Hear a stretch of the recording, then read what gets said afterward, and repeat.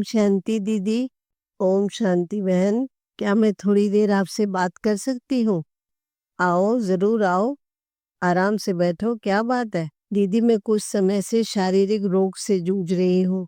दवाइयाँ ले रही हूँ, इलाज चल रहा है, लेकिन मेरे मन को शांति नहीं मिल रही है। बहन, पहले एक बात समझो। जब तुम कहती हो मैं बीमार हूँ, शरीर को अपना स्वरूप मानती हो, शरीर और आत्मा को अलग नहीं करती हो। लेकिन जब तुम कहती हो मैं आत्मा हूँ, मैं स्वस्थ हूँ, तो तुम अपने सच्चे स्वरूप को याद करती हो।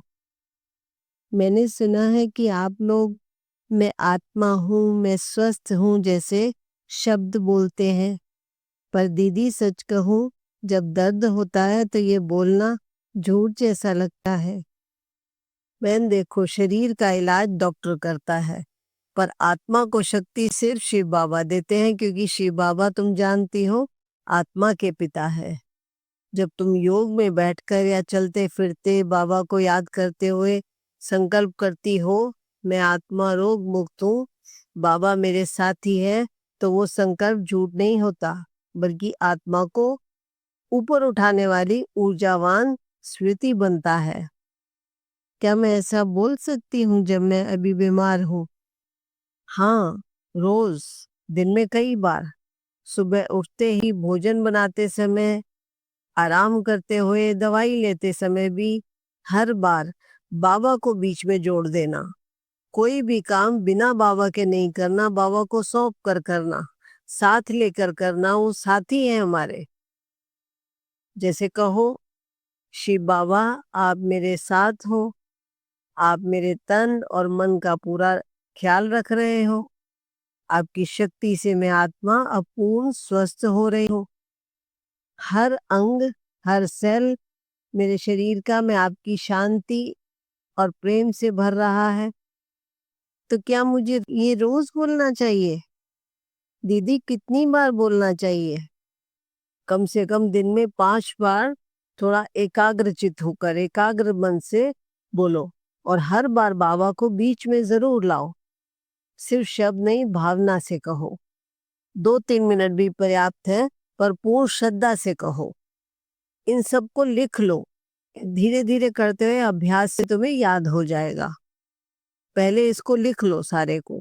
मैं आत्मा हूँ, शिव बाबा की संतान हूँ, शिव बाबा मेरे हर अंग की देखभाल कर रहे हैं, उनकी रोशनी में मेरा तन अब रोग मुक्त बन रहा है। मैं अब स्वस्थ, शक्तिशाली और आनंदित आत्मा हूँ। पर दीदी, अगर फिर भी मन में संशय आए कि मैं झूठ बोल रही हूँ, तो क्या करूं? अपने मन को धीरे से समझाओ, मैं शरीर नहीं, आत्मा हूँ। ये शरीर तो वस्त्र है, रोग इस वस्त्र में है। जब हमारा कोई कपड़ा फट जाता है तो हम ये नहीं कहते कि मैं फट गया, मेरा ये कपड़ा फट गया, ऐसे बोलते हैं ना। तो रोग भी शरीर में है, पर मैं आत्मा अब बाबा से शक्ति ले रही हूँ।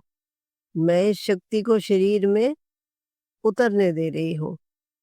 अपने मन को बहुत प्यार से समझाओ। बहन, बाबा खुद कहते हैं संकल्पों से सृष्टि बनती है।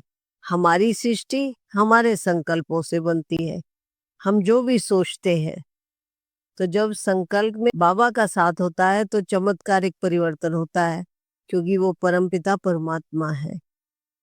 और ये हजारों भाई बहनों ने यही अनुभव किया है कि जब भी बाबा को साथ लेकर कोई कार्य करते हैं तो वो कार्य में सफलता निश्चित है।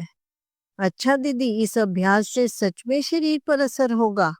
हाँ बहन, अब से हर बार जब तुम ये शब्द बोलोगी, मैं रोग मुक्त आत्मा हूँ, बाबा के साथ हूँ, बाबा मेरे साथी है, तो ये सिर्फ वाक्य नहीं रहेंगे, बल्कि बाबा की शक्ति से भरे हुए शक्तिशाली संकल्प होंगे। दीदी, आज पहली बार लग रहा है कि मेरा अकेलापन खत्म हुआ, कि मेरे पास एक ऐसा साथी है जो मेरा सबसे गहरा ख्याल रखता है, बिना शर्त के, बिना अपेक्षा के, और अविनाशी साथी है। मेरे शिव बाबा सदा मेरे साथ है। दीदी, आज मुझे लग रहा है कि मैं सिर्फ इलाज नहीं ले रही हूँ, बल्कि रूहानी उपचार भी शुरू हुआ है। शिव बाबा का बहुत बहुत धन्यवाद, और दीदी आपका भी बहुत धन्यवाद। जो आपने मुझे इस सच की याद दिलाई। बहन ये शुक्रिया, बाबा का शुक्रिया, क्योंकि ये बाबा का ही बुलावा था। दीदी मैं सबको ये बात बताऊंगी। दीदी अब मैं अकेली नहीं हूँ, अब मैं रोग मुक्त हूँ, क्योंकि अब मेरे बाबा मेरे साथ है। तुम्हें अब रोज उनके साथ बातचीत करते रहना है। कोई भी परेशानी हो सबसे पहले अपने आत्मा के पिता को बोलो। आत्मा भी शरीर के द्वारा ही सुनती है ना, तो जो भी कुछ है सुनती तो आत्मा है। और हर संकल्प में उन्हें साथी बनाना है। शिव बाबा खुद कार्यकारी है।